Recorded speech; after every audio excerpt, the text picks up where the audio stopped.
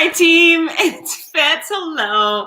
I wasn't there. Where was I? I'm not sure. So yesterday we had an epic conversation about smoking. If you didn't get to see that, tune in, go back and see my podcast on smoking cigarettes, cigars, marijuana.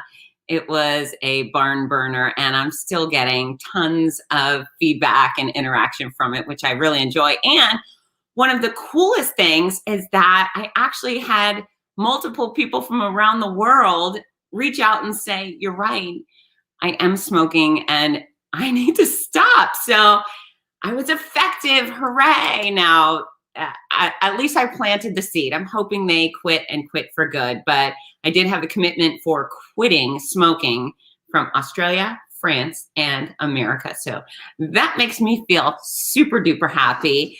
Today, we're going to talk about things not to do in a locker room. And of course, there are many rules, but I'm going to hit on the rules that are frequently broken. The rules that apparently people need to be reminded about because they're doing those things. And as usual, I would love for you to join in the conversation, whether you're on Facebook, LinkedIn, or YouTube. You can use a comment section and spout out about, whatever is on your mind, ask questions, but you can share stories. We've all been accosted in a gym locker room or even a work locker room. And, there are little unspoken rules. There are some very spoken rules, but then there's some that too many people cross the line with, and I like talking about them because I think it's fun. Before I get into that, I want to remind you all, register for Gasparilla, the running classic, 5K, 8K, 15K half marathon. That's May 8th and 9th in Tampa, Florida. Tampa are open for business. The race is kind of happening. It's a bit of a hybrid this year. We're not having the mass start, but we will have our road for running open. I will be at an official start and finish line making lots of happy noise. There will be shirts, there will be medals, there will be friendship and fun and exercise and fresh air and happy noise coming from you, yours truly. So please register for Gasparilla because I miss you all. And the races are way more fun when my friends are there. And I actually have a discount code for Gasparilla. I think it's Fitzness21. And I say I think because race director added numbers at the end of Fitzness, and that always confuses me. But if it's not Fitzness21, reach out to me personally via social media at Fitzness, and I will answer that question for you. I will find it.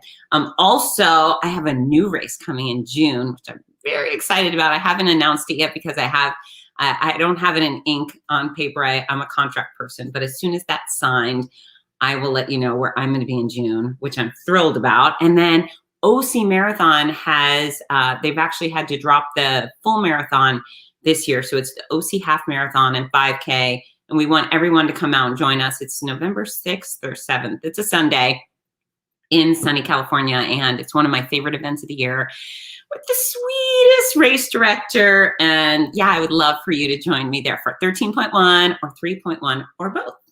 And before I get into the locker thing, just a reminder that if you're trying to lose weight and get in shape, I have tons of free resources. I would like you to utilize them because they work and all of my people are experiencing tremendous success. So if you're living in this body that you are not pleased with, go to fitzness.com right there. And on the cover is the exact formula for weight loss. You can learn how to eat the right amount of the right food for the size you want to be. There's also a section on workout videos where I guide you through exercise. So if you don't know how to exercise, I can help. And there's also a ton of recipes and articles and things like that. So please let me help you get fit because that's actually why I'm here. Duluth. Oh, it's not Duluth. But I don't know when that is. When is Grandma's Half? Let me know. I'm not sure what their dates are this year. Everything's all over the place. But you can always reach out to your favorite race director and tell them you want quality noise at their running event and you'd like FItz Koehler. You'd like to request your favorite race announcer. That actually works sometimes. So we're going to get into the 15 things you should never do in a locker room. And I have a list. However, you can join me. Oh, here's one of the other sweetest race directors. I don't know if Rich is the sweetest. He's more like the most sarcastic and quirky race announcer in the business. He and Greg Weber put on the Buffalo Marathon every year, which is epic. And I'm very hopeful that we're going to be having that race this year. I'm hoping. I got all my red, white, and blue, and my Buffalo, my Grand Poobah hat is ironed and ready to go. And Jen Hall, yeah, grandma, everyone loves grandmas. June 19th. I think I'm free. So why don't you reach out? Tell grandmas that FItz Koehler is free. Oh, and I love all this interaction. Good morning, everybody, and good afternoon, and good evening, because I have quite a few people over in Europe that have been engaging. So I'm going to get to it in the locker room, and we've all been in the locker room. And I remember my first real locker room experience was middle school, and we had to shower. Even if we just played Foursquare and didn't get sweaty, we had to shower. And it was very stressful for me. I was a bit of a prude, very modest. And I remember going into, there was one shower. It was, oh my God, it was like prison. It was just a big room with a bunch of shower heads and no curtains, no boundaries.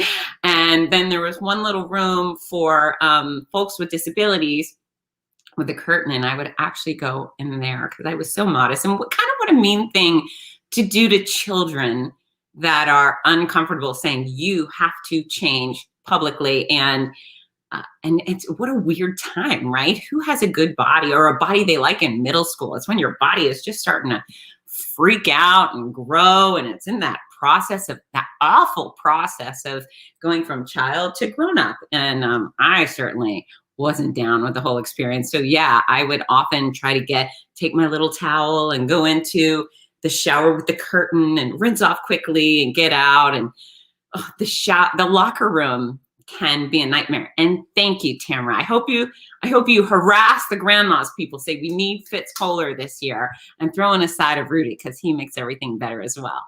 But yeah, locker rooms are hard.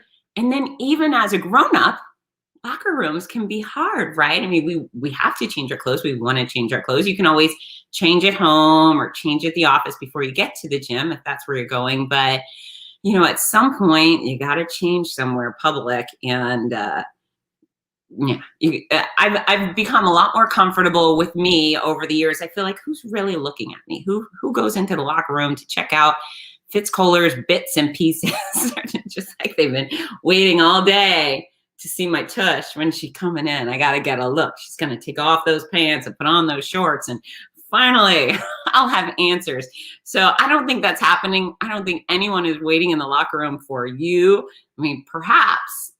I really don't think it's going to happen that way. So yeah, we have to be grown-ups, and there's unspoken agreements we make in a locker room that help everybody kind of get through the situation. And before that, I did talk about my shorts. I want to mention, I have new shorts. Look at these. Hot dang, they are my new bright orange shorts. And I'm not really, even though I'm a super Florida Gator, all my blood, orange and blue, I don't know if I've ever had orange shorts before, but I really like these. So I thought I'd share.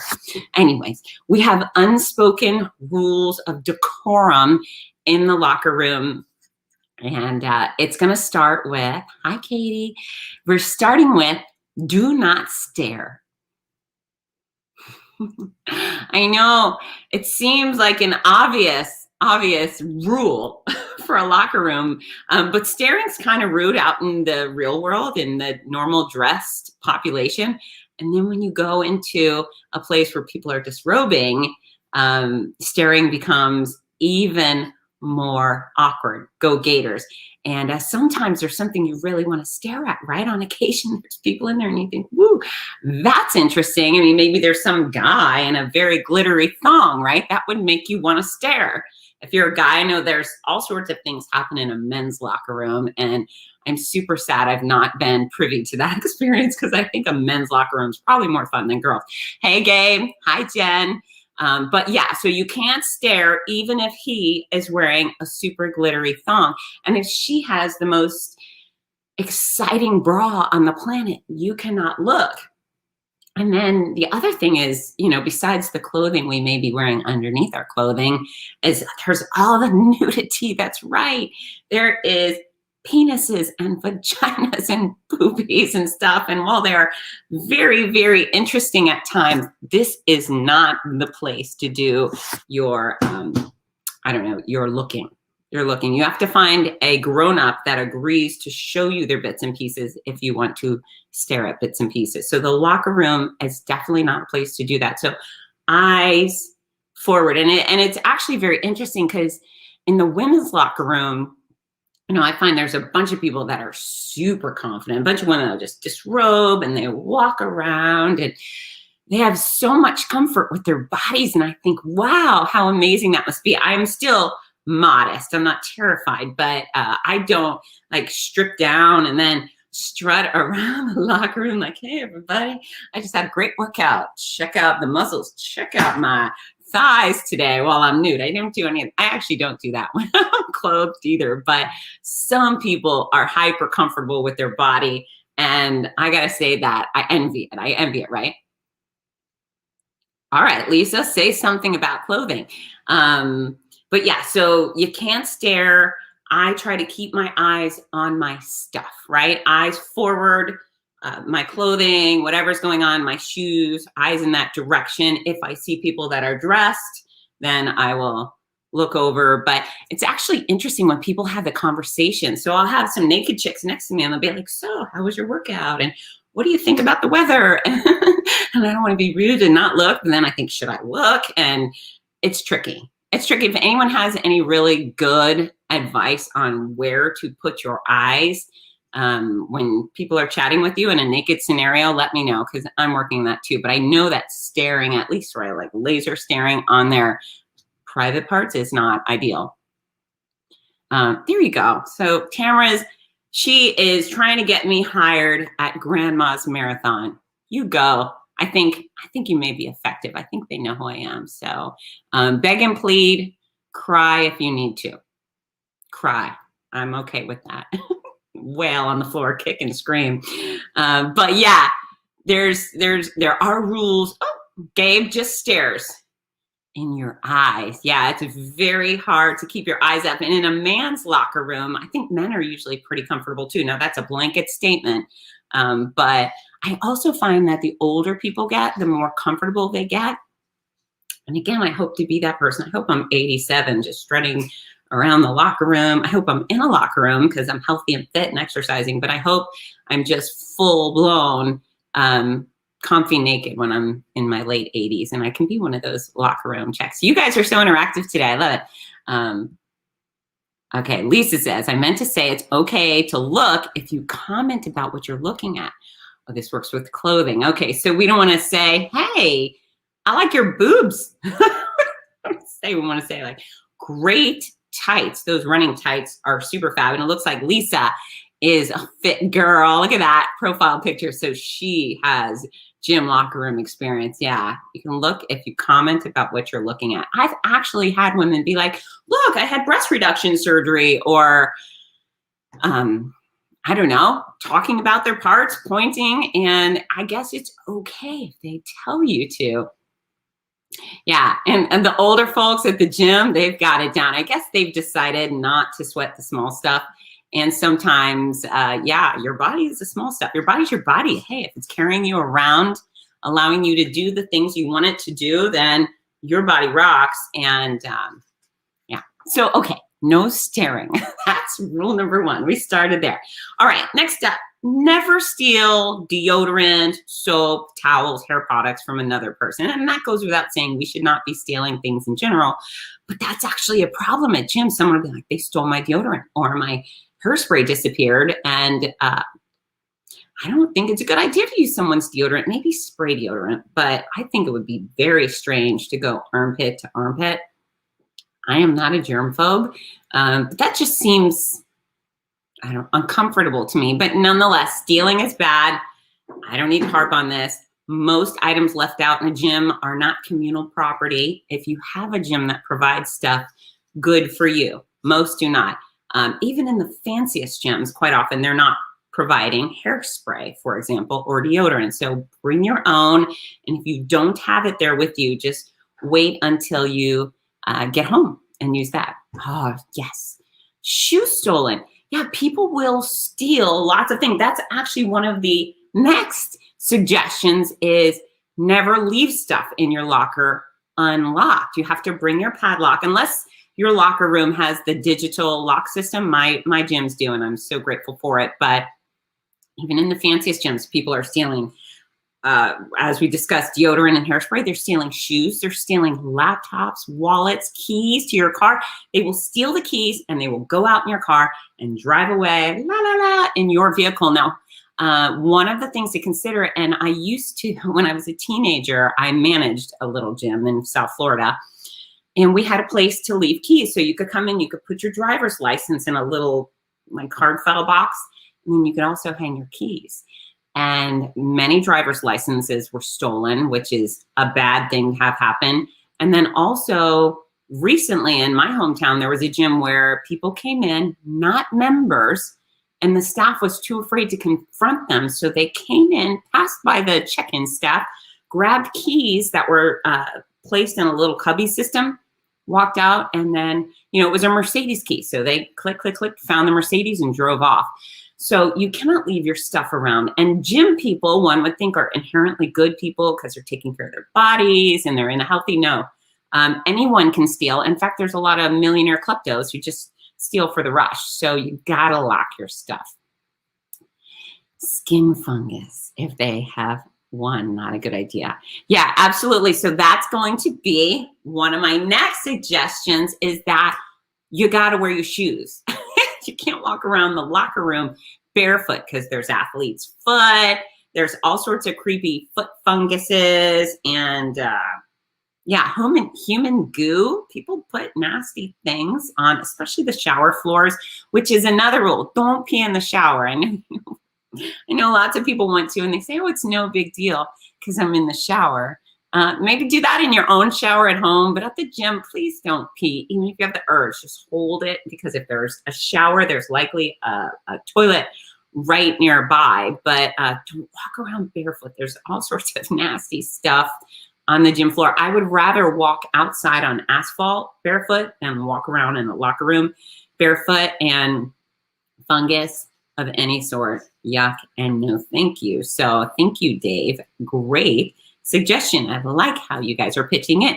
Yeah, and I do know it happens all the time. And to be honest with you, I've not been perfect on the issue myself. I have shown up at the gym and been ready to go swimming and got my swimsuit, my goggles, my head thing, my swim cap, and I forget my flip-flops. And so I have to go from the locker room out to the pool deck. And yes, inherent risks and nastiness could have happened, but I really wanted to swim. So on occasion, I'm not going to miss the whole workout, but please try to bring flip-flops. And if you get one of those $2 pairs at the Walmart or whatever, then you can just keep them in your gym bag. You don't need them for real life. Just keep that stuff in a gym bag. There's some things you should have: shampoo and deodorant and plastic bags to put your stuff, and flip-flops, maybe a little makeup, for example.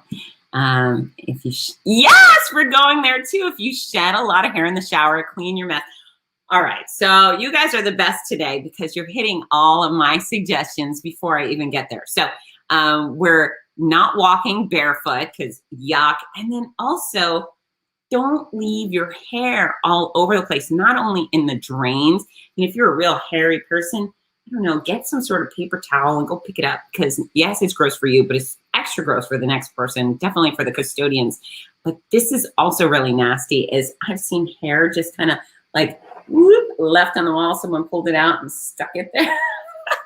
And now I'm apparently a short-haired blonde person.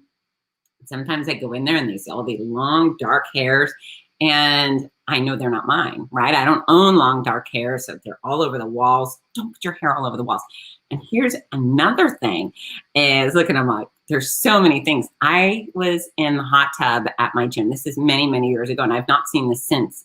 But there was a guy in the hot tub brushing his beard. He had this really long, kind of grayish brown beard, and he was brushing it in the hot tub. And then for maybe 2 years, all I could see when I got in that hot tub was this guy's nasty beard floating around. So try not to leave your hair products, not your hair products, your actual hair all over the place. And That goes for toilet seats too. I mean, gross.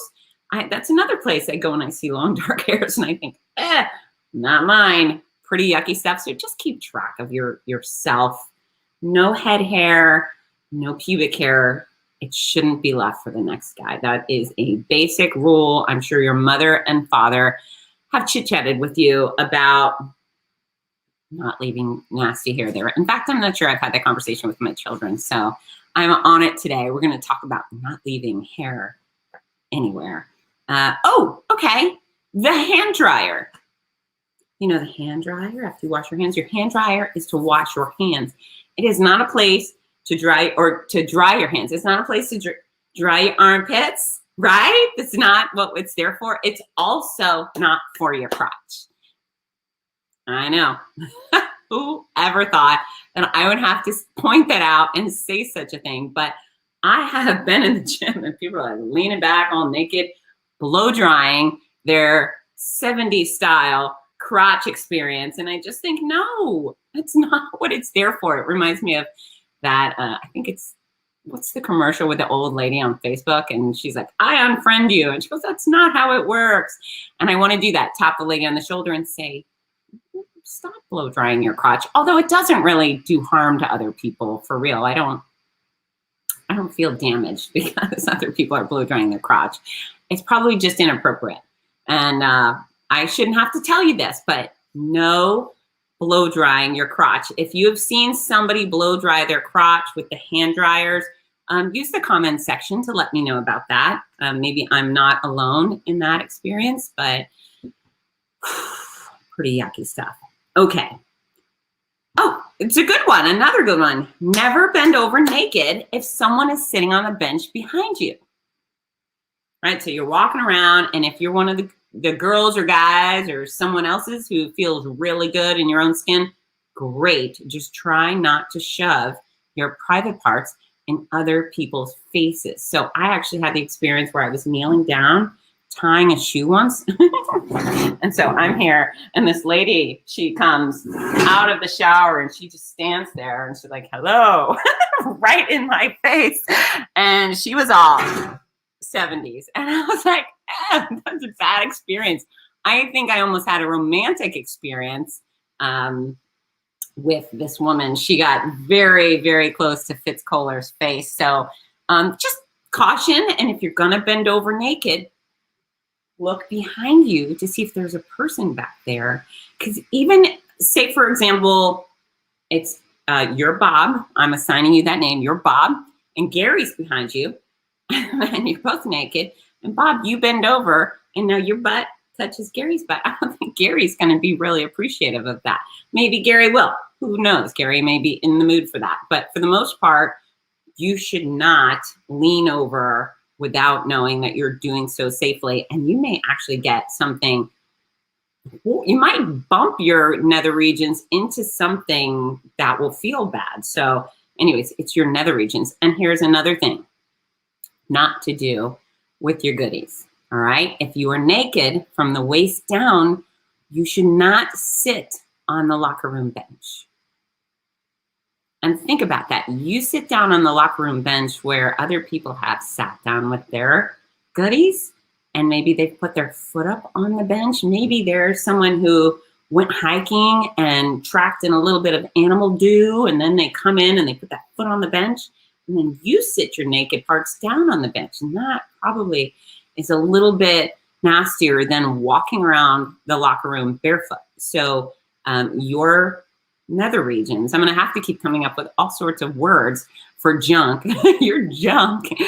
Don't take your naked, vulnerable junk and put it down on some sort of surface that may not be sanitary. We are making lots of progress today. I feel good about this live stream. All right, we got Dave Burnell says, I would keep your flip-flops in a Ziploc baggie in your gym bag because you don't want what was on the floor touching anything else in your bag. That's right. Dave is a pro at sterilization. He works in surgery and he knows. Dave also revealed in a previous podcast that my impression that medical people in hospitals are all living a freaky life like they do in Grey's Anatomy is semi-accurate. And I appreciate that gossip. Thank you, Dave, for sharing. Gabe says, I always lay a towel before sitting on the bench. See, that's basic. That is basic. I would actually rather sit on my own gym bag than sit my naked bottom down on a gym bench, because you don't really know where that gym bench has been. So, yeah. Moving on. Do not leave your nasty clothes strewn all over the place. This is not your bedroom. This is not your personal bathroom. So when you disrobe and you take off your sweaty, stinky, awesome clothes, and I'm so happy they're sweaty and stinky because that's why you went there, you don't want to just throw them everywhere, because there's other people that need space and they need lockers. So try and keep your crap all in one organized place, and even your clean clothes as you show up. Maybe you come out of your work clothes and they're really fancy. Don't leave them all over the place. Try and stay organized. Don't make a mess. Your fellow members will appreciate that. Oh, and Lisa says, clean up your towels. Yes. Yeah, towels can get away from you too, especially if you went swimming and they're wet and damp and then you took a shower. You got to keep your stuff organized at the gym. And why I said before, bring a plastic bag. That's so you can throw your sweaty, nasty stuff in the garbage bag or big Ziploc bag or whatever, your grocery bags. That's a great way to reuse, recycle, right? So you put them in there and then you put them in your gym bag, and then your gym bag doesn't stink to high hell, nor does your vehicle or your car before you get to your washing machine at home. So keep your stuff organized. Don't be slob in the locker room. Also, stop spreading out. Yeah, even if you're kind of being organized, don't take up the whole section. And this is an interesting irony I find at my fitness center. Even if I go in there and, I mean, this never happens, but let's pretend there's only 2 of us in the gym and there's 200 lockers. The 2 of us have a locker right on top of each other. We're never in the other side. Whenever I go to my locker, no matter what, there's always someone sandwiching me on either side, trying to get their stuff. And I just think, how weird. Because why wouldn't number 1 and 50 and 100 be here together? It's always like 80, 89, and 90. Just strange. And maybe that's a nice opportunity to make new friends. Maybe that's it. Maybe those people just belong in my life. And that's why I'm being smushed and tight with them at the gym. Oh, and this is going outside the locker room, but I just want to make this point because I think it's very important and precious. If you are at the gym, and I'm not talking about COVID, this has been a long-standing rule. You should not be a gym snuggler. And what's a gym snuggler? Well, say there's a row of 10 treadmills.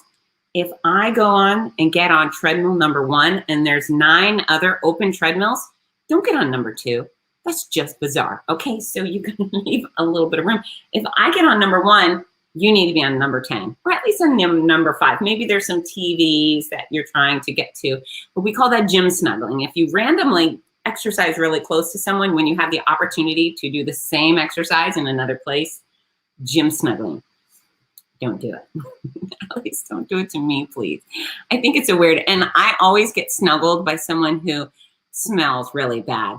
Again, I want you to smell that. That's a proof of effort. Sometimes it's just proof that you did not shower that morning, but it's always the stinkiest person comes and snuggles with me when they have all of these other options. And I think, why? Yes, it's a common complaint from people who exercise often. Don't get too close. Go exercise over there. And I really want to be that person and say, can you go over there? I would not do that. I would not do that because I really love gym people and it makes me happy that they're at the gym. But I do think, come on, dude, spread out. Okay, so we've talked about don't ever stare. Oh, wash your hands. What's another thing? I see a lot of people use the loo and then not wash their hands. So your mom probably went over this many, many times, but wash your dang hands. And not only do you need to wash your hands after you use the potty, but you know, with the gym, you're touching stuff. And I'm not talking about COVID. I'm talking about real world, you know, not crazy town. I'm talking about just people are always passing germs and goo and yucky, and wash your hands. It's not so complicated. Okay. Very, very important. Avoid using your cell phone in the locker room. Now, occasionally I'll get a call from one of my kids. Hey, Mom, I'm at school. I need to ride home. It's okay to take a quickie audio call, But it's not okay to FaceTime in a locker room. It's not okay to take photos in a locker room, video in a locker room. Again, this is a place where people need to feel comfortable being naked.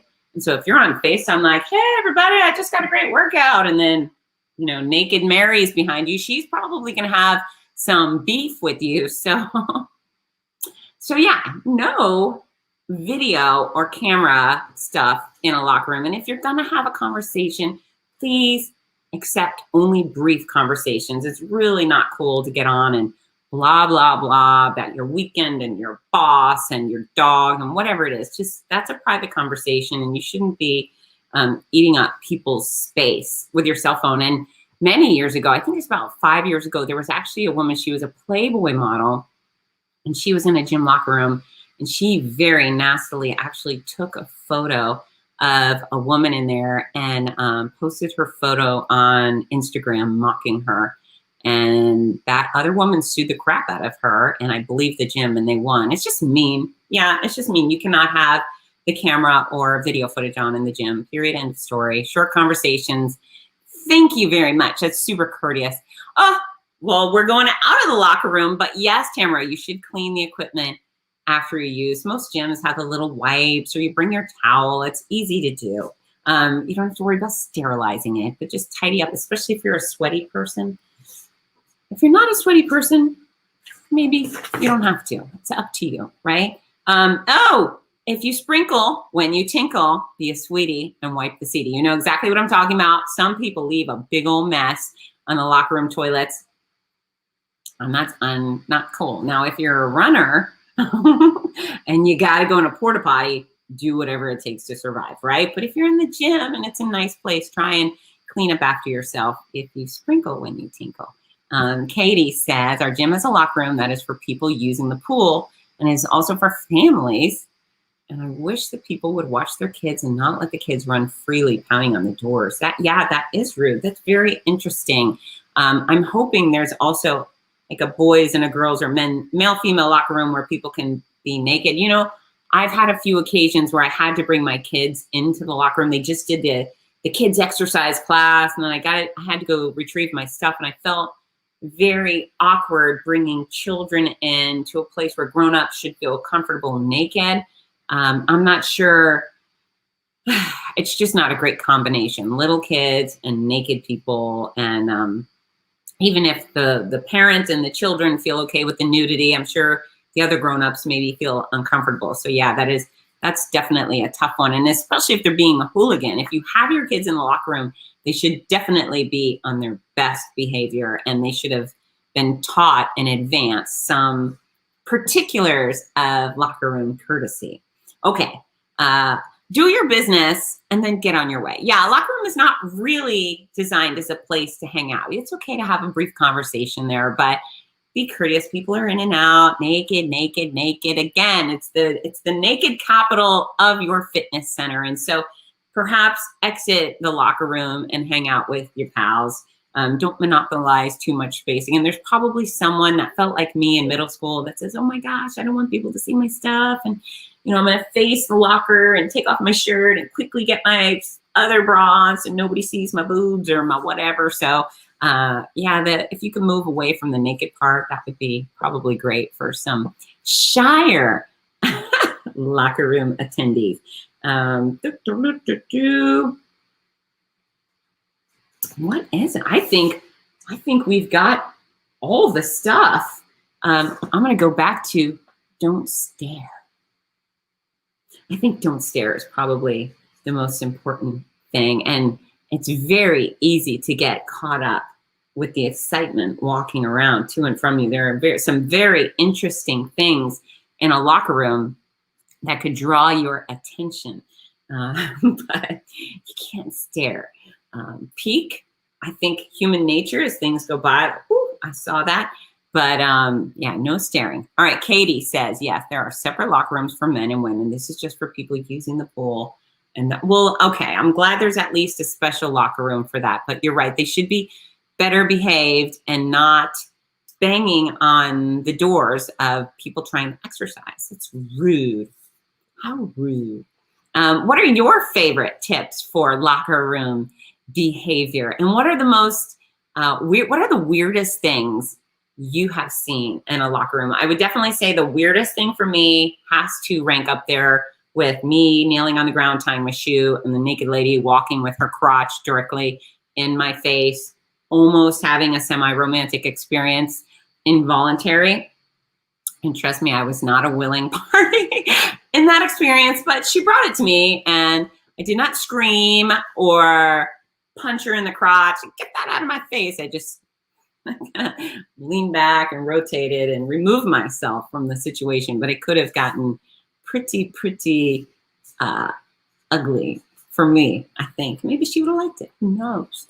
Maybe it was intentional. Maybe she was bringing her crotch over to my face intentionally, but I do think she was carrying her little plastic container of shampoo and conditioner, etc. And so her eyes were up here, perhaps not realizing me and my innocent face was about to get a eyeful of her ladybugs, which was unwanted. That's okay.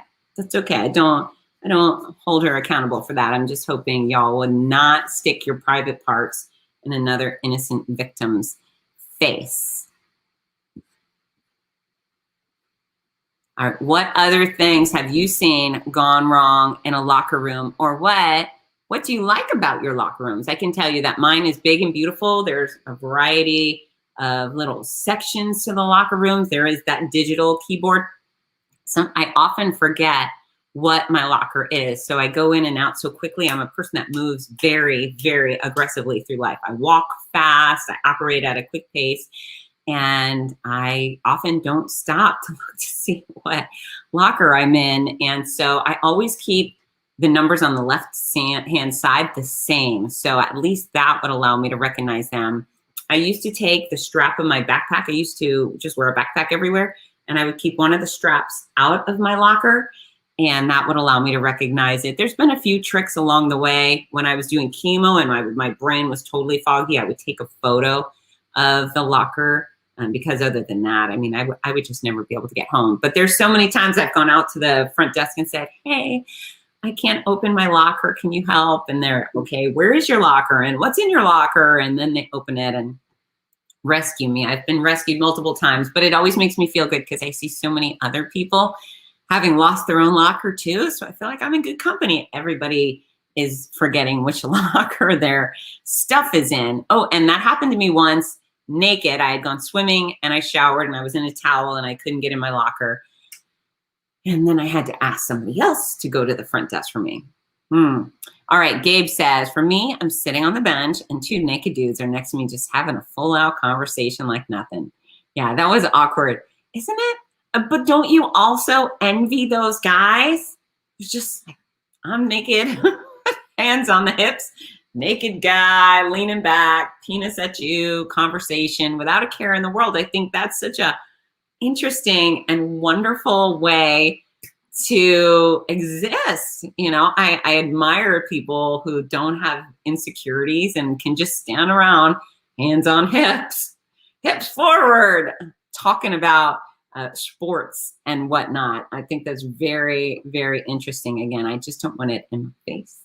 And yeah, where do you focus your eyes? Because I definitely have a bunch of women who will stand there naked and have a great easy conversation in the gym, and then I try so hard to look up and definitely not down. But I don't know, if somebody is standing there fully dressed, I'm probably looking at their entire body, right? I probably am checking out their belt and their purse and their buttons on their shirts or whatever. I don't just only look at people's eyes. So very interesting dilemma. And I guess we can assume that if someone is comfortably standing there, stark naked, chatting with you face on, then they don't mind you looking at their junk. That's probably the best assumption to make.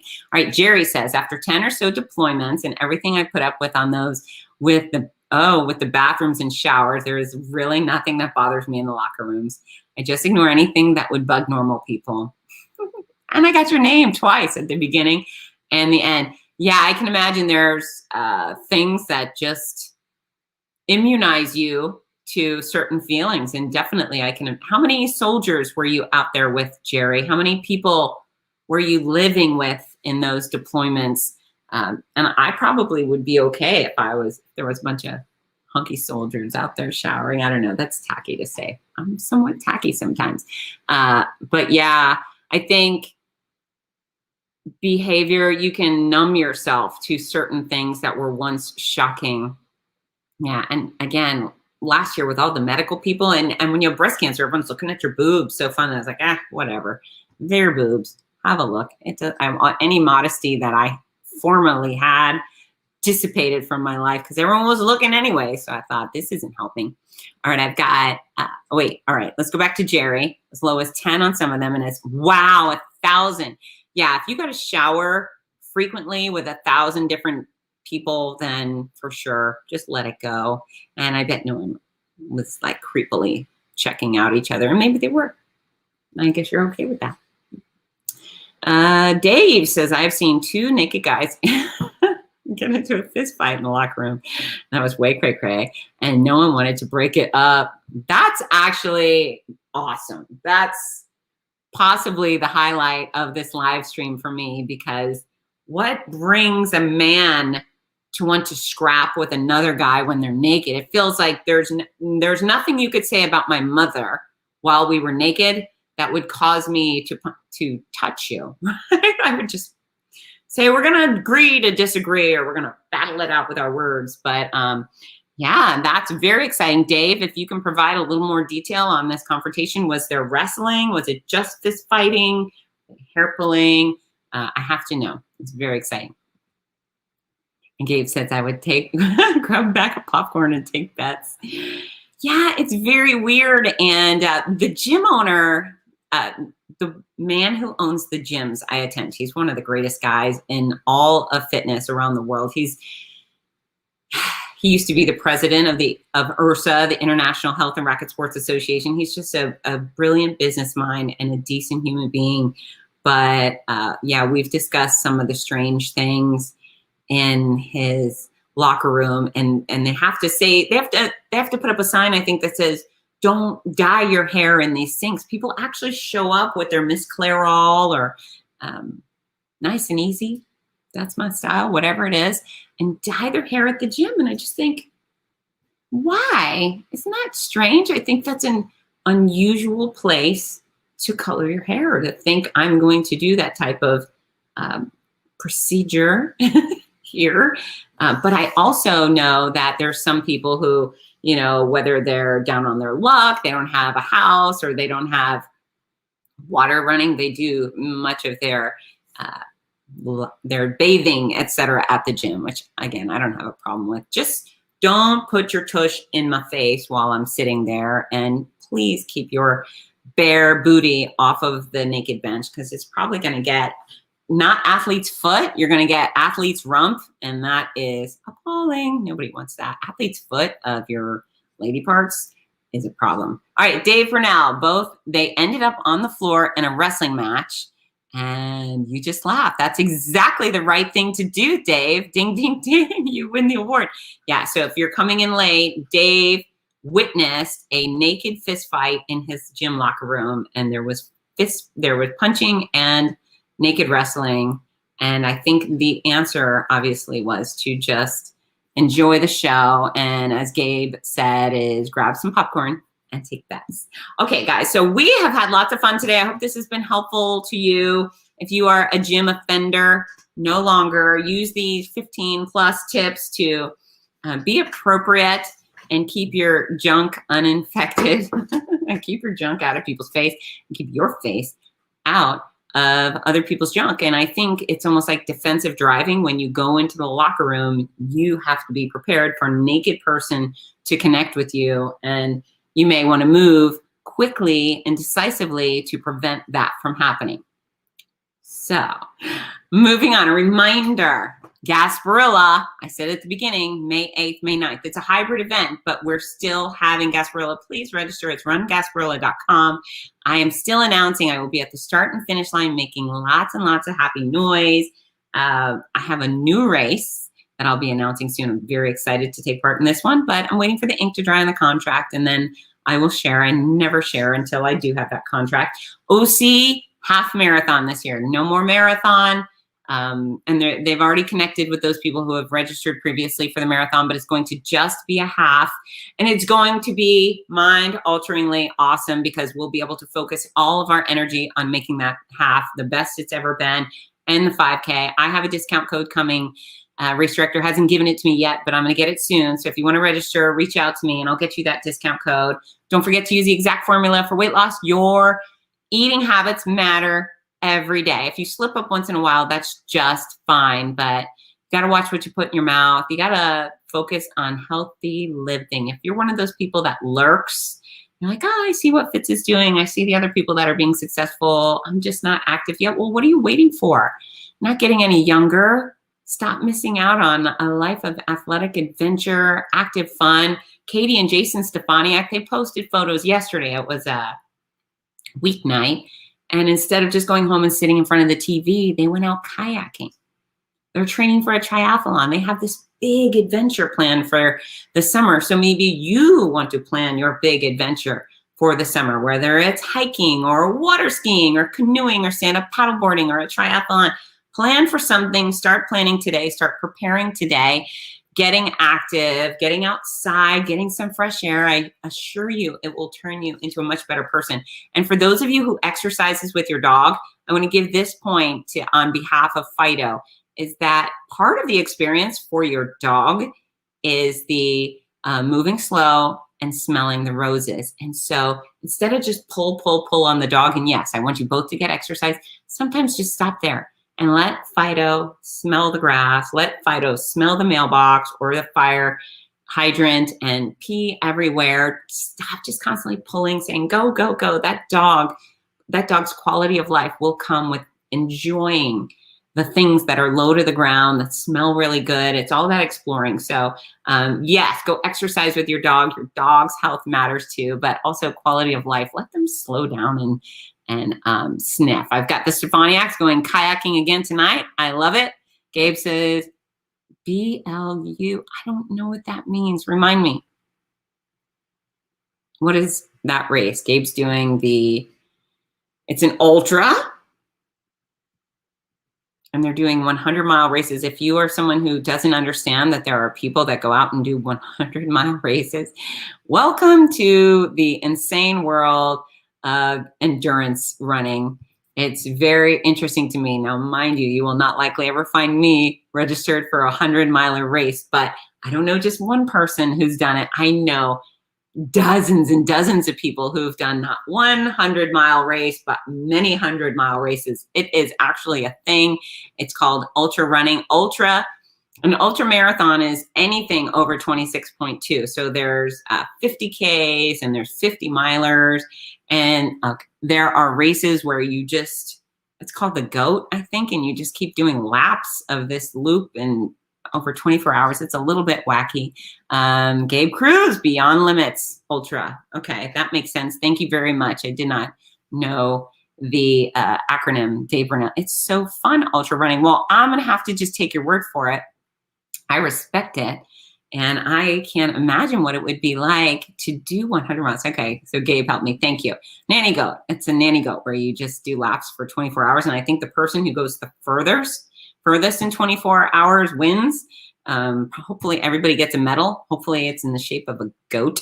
Of course you're signed up for that too. And what's really cute is Gabe and his girlfriend Jen, they go do all these races together. In fact, I know a ton of couples, and that is their romantic experience. They go out and they do athletic adventure together and they make their bodies healthy together. And then they probably enjoy each other's healthy bodies for it.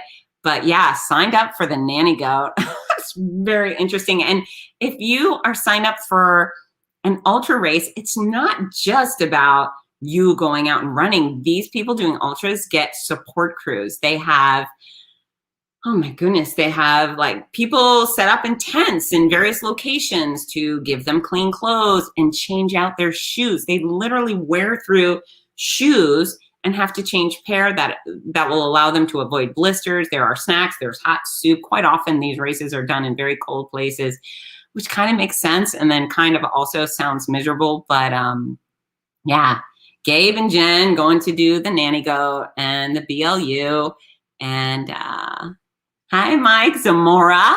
Hello from Peoria. I was just in Arizona a week ago or a week and a half ago, and I absolutely loved it. I was announcing the Havasu Half Marathon, and this is my take on Arizona. Beautiful, love the mountains. I don't have mountains here in Florida, so anytime I get to mountains, I'm very excited about it, but also zero grass, which is very strange. Everywhere I go, there's grass, grass, grass. If you live in Arizona and you have a baby, where do you put your baby down? Because it's all rocks. So I gotta know. But I love Arizona and I love Nevada and I love California. I'm just very fortunate to travel to so many wonderful places, and I'm hoping to be back to announce the Havasu Half Marathon and 5K again next year. Havasu is a very cool town. It's the Redneck Riviera on the West Coast, and I like it. It's so sporty. All the 4x4s and side-by-sides and jet skis and boats, and I could definitely come live at Havasu at least for a while, for certain. Oh, that's right. And Gabe came and ran Havasu with Jen. It was a beautiful event, lots of fun, and people were just so happy to be there and see smiles and have hugs. Dave Burnell, Arizonia. I like how you threw that IA on the end. I'm sure it wasn't a typo and it was intentional. The Javelina 100 there in October. Yeah, I mean, Arizona is full of ultras and a bunch of weirdos that come. Wonderful weirdos that just show up to run 100-mile races. I'm impressed. It just seems like at some point it's not even physical anymore. It just has to be purely mental, whether you can get through it or not. And a lot of people tap out before they hit 100, but then a lot of people cross those finish lines. And is Badwater Arizona? I think it is. It's Arizona. It's 130 something miles. I know these athletes are running in 110, 120 degree temperatures. Badwater is considered one of the baddest ultra marathons, and I'm probably going to have to agree. I'm slightly ignorant to the entire ultra world, but Badwater, what I love about them is they get a belt, like the kind cowboys wear. That's your prize. Dave, what does no mean? Just no. Just no to me in general. You can go back to locker room talk and say, no, don't bend over with your naked tush and put it in somebody's face. That would be a no. What is your no? Oh, Death Valley. Thank you. Thank you. Badwater, Death Valley, 130 degree weather. Yeah, it's tough. And I hear that the soles of their shoes melt because the road is so hot. That's very impressive. It's absolutely impressive. Okay, but you don't have to start with ultras. If you're one of those people who's like, I would like to get in shape, she sounds like she's into crazy things. Ultra runners is a very specialty niche within the running and endurance community. Not everybody does that. In fact, most people do not do that. In fact, most people are starting out with a 5K or a 1 mile. And that is the type of race that everyone can participate in. I'd say 99% of folks can do a 5K. And if you're afraid of that, what I can tell you is that if you can roam through the mall for 1 hour, you can do a 5K. If you sign up for a race, there are actually a very small percentage of the people that are actually racing. So if I've got 1,000 people, there's maybe a couple dozen up front that are trying to win the event or win their gender's event. And then there's a bunch of people that are trying to race to beat their own time, their personal best, or have a PR personal record. But then there's this big chunk of people and they're just doing it, right? They're just showing up to participate and have fun and get healthy and support great causes within their community. And so there is no pressure on these people to go at any particular speed. So if you are one of those people who says, I can't do a race because I can't run, okay, fine. You can probably walk. I mean, I know there's some people who can't walk, but you can probably walk. And there is no rule that says you need to bend your knees and you need to propel yourself off the ground at a 5K. There is no such rule. So you can go out there and leisurely stroll the entire distance. That sounds really nice, right? And here's the deal. You can do that any given day, leaving your own front door. So you can do a 5K right now. If I yell, go, go, and then you just ditch the computer and go. Or if you're on the phone, you could take me with you. But yeah, it's just a loop anyways, 5K is 3.1 miles and you can walk that. There's nobody that's going to pick on you or shame you for walking. In fact, we have a huge percentage of our athletes that come out to these races, never done a race before. They haven't run a step since they were in middle school. And they're going to just put on some exercise clothes and go for a stroll. Some people don't even put on the exercise clothes. Some people wear their khakis and their cowboy boots and their button-down shirt. Yes, I've seen it. And they come and walk the 5K in their fancy clothes. I've actually seen marathoners run a marathon in a tuxedo, which is strange, but fine, whatever. If you don't have a budget for exercise clothes, then fine, wear your tuxedo to a race. But you should be getting involved. And racing is not only something that will help get you fit, but you'll become part of this really wonderful community of people. Runners show up feeling friendly. You know, they get to a start line and they smile and they greet other people. And if you show up to an event alone, by the time you hit that start line corral, you are no longer alone. You are part of a team. You are part of a race community. You are wanted. You are welcome. They are happy you are there. The organizers are definitely happy you are there. If you have someone like me on the microphone, I'm personally telling you, hey, I'm so happy you're here. It matters. You're making our day better. And then, you know what? If you smile back and you say hi back, you're bound to make some fabulous friends.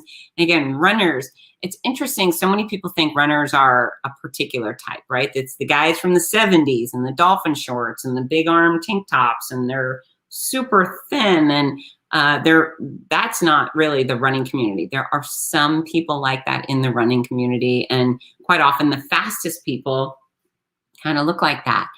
But then there's the rest of us. And the rest of us probably is about 95%. And those people look like anyone you would see at Walmart any night at 3 a.m. So just imagine you go to Walmart, 3 a.m. Who do you see?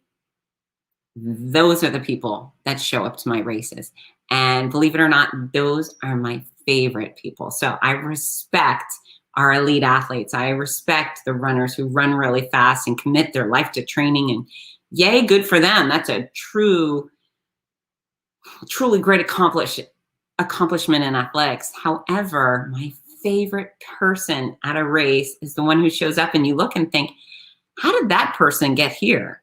Right? How did that person show up at the start line? Those are the people that excite me, because when that person goes from the start line to the finish line, I know that their lives have changed. That finish line means something to that person. And whereas our speedsters, our highly trained athletes, they can blow through 3 miles, 10 miles, 13 or 26 miles. They'll make an effort, but probably without killing themselves. Quite often it's the older person or the person who's very out of shape or has all their joints wrapped up in some sort of tape or brace. It's that person that had to be the grittiest to go from point A, from point B. It's that person who had that mental game where their brain was saying, just stop, just quit now. It's okay if you quit. And they had that internal struggle where they said to themselves, no, I have to keep going. I want to get there. I'm going to get there for me. I'm going to do this. That's the person that I'm excited to see at the finish line. So if you're one of those and you're just not sure, you haven't been convinced, I hope you will give a race a chance. And there are a million other ways to exercise other than walking or running. This is true. You can go swim, you can bike, you can dance, you can lift weights, you can do CrossFit and belly dancing and karate. There's a million opportunities, and I hope you take them all. However, when it comes to group activities, being an athlete and participating in the sports, you know, the older we get, the harder it becomes to participate in a sport. My daughter has been cheering for 4 years. I don't know of any cheerleading teams that want me on them. I can't try out. There's no cheerleading teams for grown-ups nearby. So I'm without an opportunity to cheer. I'm also without an opportunity to, I don't know, play lacrosse. I haven't seen a grown-up lacrosse league, but there's a race every weekend. There's a local race every weekend, a small 5K. There's a medium-sized half marathon somewhere in the vicinity. There's an obstacle course race coming to my community within 100 miles of me every single month. And then, of course, there's those big races I can travel to. But if you want to be an athlete, or if you just want to include athletic adventure into your life in a pressure-free environment, and I assure you, 99% of our races are pressure-free, and we like people to show up with an attitude of satisfaction with participation. It's not like our little kids and we're teaching them to accept less by giving them participation trophies. When you come out and you conquer 13.1 miles, man, you have earned recognition, and I want to give it to you verbally from my microphone at a finish line. And the race wants to give you a really cool, shiny, sparkly medal. And as a grown-up, when's the last time you won something, right? You earned a medal. I think it's very, very fun. And this is what I tell my athletes. I say, listen, you're going to get this medal today, and I want you to wear it for the rest of the day. And most runners, once the medal's put around their neck, even if they change into clean clothes post-race, they will go out to breakfast wearing their medal. They will walk around town wearing their medal, do whatever. And it's a good thing. Is it boisterous for them? Not really. I think it's good, clean fun, but it also will inspire other people to check into that race. It's a good thing to do for other people. You walk out with your shiny medal, and then someone who's never participated in a race says, hey, where'd you get that? What is that all about? And you say, well, I earned it today by doing a 5K. I went 3.1 miles. I walked it with my 82-year-old grandmother, and it was super fun. And then that person says, oh, you know what? Maybe I'll give it a try too. So, I think participating in these races, wearing your medal the day of goes a long way. And then as a fitness professional, wanting everybody to see the light, what I'd like you to do is take that medal, and I want you to wear it to work on Monday and on Tuesday and Wednesday too. I want you to wear it until the strap around your neck becomes a little bit stinky, and then you can retire the medal. And then at some point you hang it on your wall. So while you're at work and people are thinking, whoa, Sam's so strange, always wearing the medal. What's that medal about? You have the conversation starter, so you can lure them into our running and walking community. And then when you hang it on your wall at home, all your guests come over, and what do you say? You say, well, I earned this medal. I went to the Big Sur Marathon in California, and there's some people doing 26.2 there, but there's a lot of people doing 5K. That's 3.1. There's a lot of people doing a 12K and a 21 miler. So there's a bunch of different distances, but maybe if you go to a race, you have a reason to travel, to see something beautiful, to engage with this wonderful running community, make new friends. If you're single, hello, this is the most awesome place to go find a person. I see a lot of my athletes, and yes, I'm calling walkers my athletes. If you have come and you have walked one of my 1 mile races, I consider you an athlete. But yeah, I see lots of, people racing people, meeting other racing people, falling in love, getting married. It's very sweet. So perhaps the bar scene is not for you. Give racing a try. It's kind of like Tinder for athletic people. Dave comments, a mile is a mile, whether it's 5 minutes or 15 minutes, it's still the same distance. That's right. And one of the very unique things about the sport of running, again, we're including walkers, is that, you will never be able to, or most of us will never be able to compete on a field with Tom Brady. It's just not going to happen. He will be on the field with other professional football players that have also had extraordinary careers playing in the NCAA. Those are people that have worked very hard and trained for millions of hours to get where they are. And then within running, you as a new person could go get on the same course and compete against our finest Olympians or the best athletes in the world. If you run, for example, I announced the Los Angeles Marathon. We have 27,000 people registered for the last race, and we had some of the fastest athletes in the world out there. And so I know that quite often our first few athletes are going to come in. They're going to be the world's best, which are the Africans, the Kenyans, the Ethiopians. They are on fire when they run, and they make it challenging for me to say their name right, but I work hard to get it right every time because they deserve it. So they're the best in the world shows up in that race. And then the guy who's never done a marathon ever is also in that race, and they do the same exact course and they get the same exact experience. One walks away with like a $50,000 check and the other walks away with a medal. But yeah, I think it's a pretty incredible sport and a pretty incredible community that brings so many randoms from all over the place together to get fit, get active, and be a part of something wonderful. So anyone have anything else to add? Because I'm about to giddy up and go work out myself. You guys have been great. And if you're just tuning in now and you missed all of the locker room conversation, as soon as I click end broadcast, you'll be able to go back and watch it from the start. And I hope you do. You can find me at fitzness.com. It's right there. I'm at Fitzness on social media, and I'd love for you to connect with me. Don't just follow and say hi, because I'd rather make friends than just have followers. I love you guys. Go eat wisely. Go get some exercise. Do some stretching today. Stretching, you can stretch all day, every day. I just added a whole selection of stretching and strength training videos to my playlist. So you can find that on YouTube, on my Fitzness channel on Facebook. But yeah, I would love to help you all get fitter, move faster, live better and longer, all of those things. So I love you. Have a great day. I'll be back tomorrow. Get to work. Bye, team. Ta-ta.